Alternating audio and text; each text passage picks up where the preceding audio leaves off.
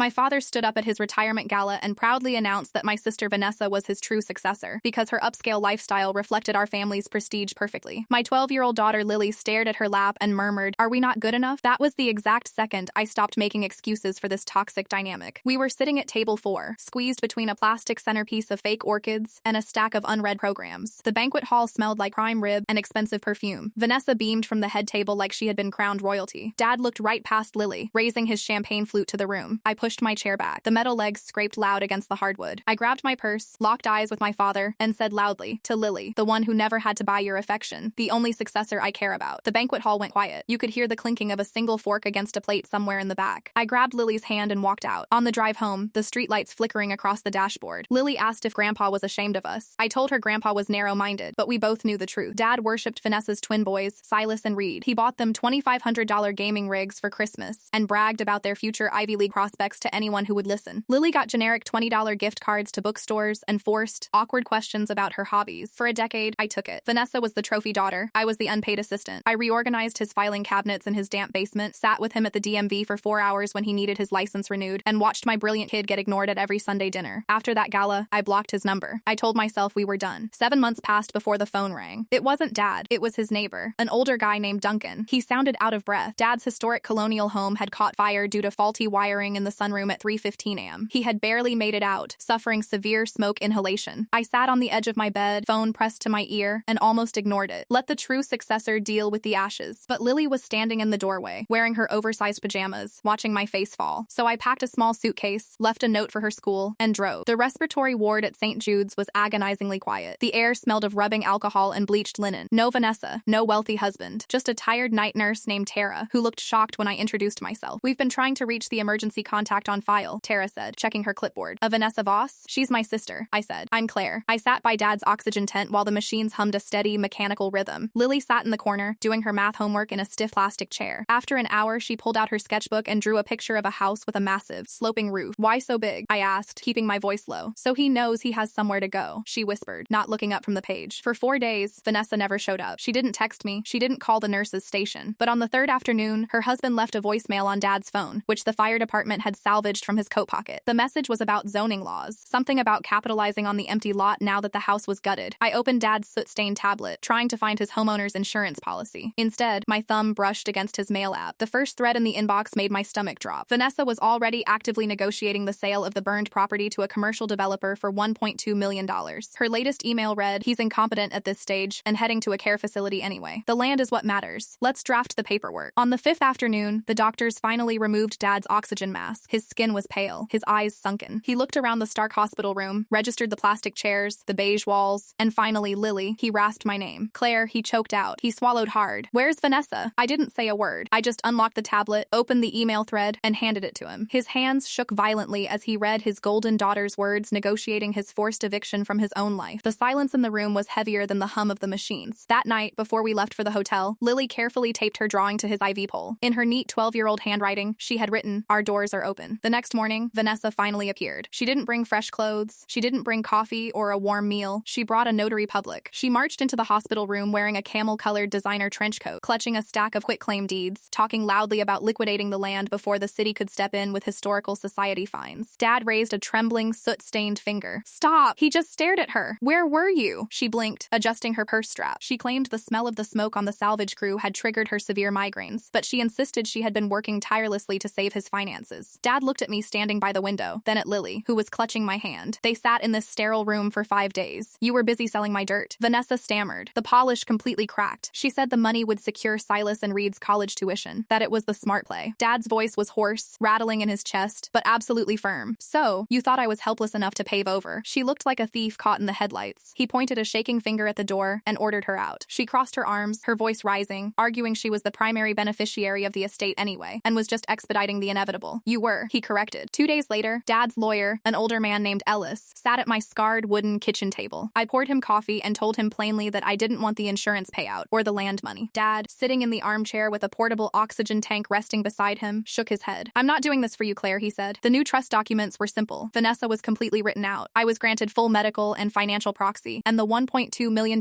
settlement from the eventual sale of the lot was placed into an irrevocable trust for Lily's future." It didn't feel like a victory. There was no triumph in watching an old man realize his favorite child only loved his wallet. It just felt like a heavy fog had finally lifted. Dad moved into our spare bedroom. We bought a new mattress, set up his medications on the nightstand, and found a rhythm. 6 weeks later, Vanessa showed up at my apartment building demanding to speak to him. She needed a bridging loan for her husband's failing business. She buzzed the street intercom for 30 straight minutes. Dad just sat on my sofa, drinking chamomile tea, watching the evening news, and ignored the buzzing until it stopped. A year later, Dad sat in the front row of Lily's middle school auditorium. He was wearing a suit he had bought specifically for the occasion. When Lily walked off the stage holding her first-place science fair trophy, he took it from her hands and held it up to the auditorium lights. To my brightest investment, he beamed. Lily grinned, leaning into his shoulder. When my phone buzzed in my pocket with another blocked voicemail from Vanessa, I deleted it without even listening. Life was quiet. Life was finally ours. Until this morning. Dad slid a thick manila envelope across the breakfast table without a word. The coffee in my mug stopped rippling. Inside was a formal court summons. Vanessa had filed a civil suit contesting the trust. Attached to the back was a sworn affidavit from Dr. Conrad, the attending physician from St. Jude's respiratory ward. The document claimed Dad had been heavily medicated on Dilaudid and Ativan, experiencing documented episodes of delirium, and was therefore mentally impaired on the exact day he signed the new trust documents putting Lily's name on the settlement. I looked up at Dad. He already had Ellis's number pulled up on his phone screen, but there was something else in his eyes. A flicker of something that looked dangerously like doubt. Dad? I asked, my voice tight. He stared at the paperwork. Claire, I don't remember. Don't remember what? He rubbed his temples, his hands shaking just like they had in the hospital. The day Ellis came to the hospital before you took me home. I remember being angry at Vanessa. I remember the emails. But the actual signing, the notary Ellis brought, it's a blank space. Complete fog. A cold dread settled in my stomach. Ellis came to my kitchen, Dad. You signed it here. 2 days after you got out. Dad looked at me, his face suddenly looking 10 years older. No, Claire. I signed something in the hospital bed. I remember the plastic tray table. I remember dropping the pen. I froze. I stared at the dates on the legal summons. The affidavit from Dr. Conrad explicitly listed October 14th, the day Dad was still in the ward. But the trust documents we had in our safe were dated October 16th, signed at my kitchen table. I grabbed the envelope and pulled out the photocopied trust documents Vanessa's lawyer had submitted to the court. I flipped to the signature page. It was dated October 14th. My chest tightened. I ran to the hallway closet, pulled down the fireproof lockbox, and punched in the code. I dug past the birth certificates and passports until I found our copy of the trust. I laid it on the table next to Vanessa's copy. The signatures were identical. Every loop, every shake of the pen. But the dates were different. Ellis changed the date, I whispered, the realization sucking the air out of the room. You signed it in the hospital when you were high on painkillers, and Ellis knew it wouldn't hold up in court if Vanessa challenged it. So he post-dated our copy to the 16th, when you were home and off the meds. Dad just stared at the 2 pieces of paper. If Ellis falsified the date, then the trust is invalid. I finish. Vanessa gets everything. The phone in my hand vibrated. It was an unknown number. I answered it, pressing it to my ear. Claire, a woman's voice said. It was smooth, polished, and completely devoid of warmth. Vanessa, I assume you've opened the mail. What did you do to Dr. Conrad? I asked, my voice shaking. Nothing. I just asked for Dad's medical records. I'm his daughter, after all. It's amazing what you find in the nursing logs. I could hear the smirk in her voice. You and Ellis got sloppy. A post-dated legal document? That's fraud. Claire, the judge is going to void the trust by Friday. He didn't want you to have the money. Vanessa, you were trying to sell his land while he was on oxygen, and you manipulated a drugged old man into giving a 12-year-old $1 million.